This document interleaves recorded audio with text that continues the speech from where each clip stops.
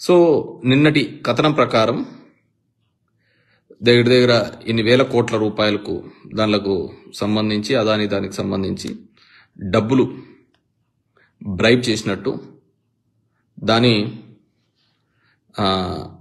అది జగన్మోహన్ రెడ్డి కొంతమంది ఆఫీసర్లకు లంచం ఇచ్చినట్టు. ఇక్కడ మనం అందరం ఆలోచించాల్సిన లాజిక్ ఏంటంటే ఎప్పుడైనా కానీ 5 రూపాయల 10 పైసలు నుంచి 2 రూపాయల 49 పైసలు తగ్గిస్తే కంపెనీకి లాస్ అవుతుంది.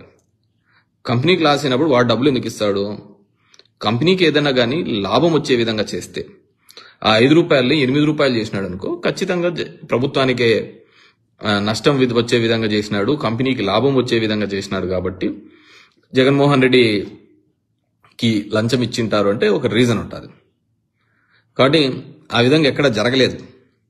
ఇంకా ఈయన సగానికి సగం తగ్గించినాడు అంటే ఆ కంపెనీ ఇంతకుముందు అయిన అగ్రిమెంట్స్ కూడా చాలా మంది కోర్టుకు పోయినారు. ఐ రిమెంబర్ లీగల్ గా కూడా చాలా మంది కోర్టుకు పోయినారు.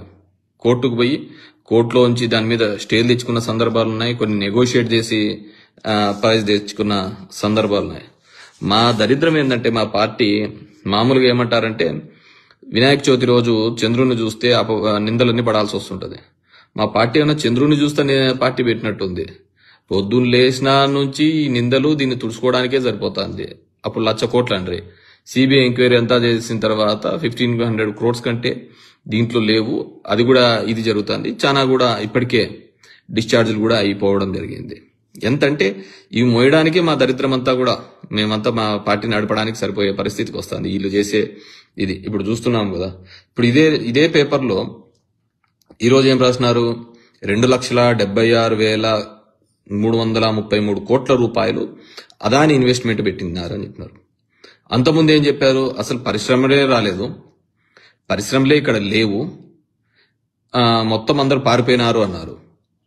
ఇప్పుడు చూస్తే అందరూ కూడా ఇక్కడ 2,76,333 కోట్లు పెట్టినారు. వీళ్ళ పత్రికలోనే గెజిట్ పేపర్లలోనే రాసినారు అనమాట. దాన్ని ఏమనుకోవాలా?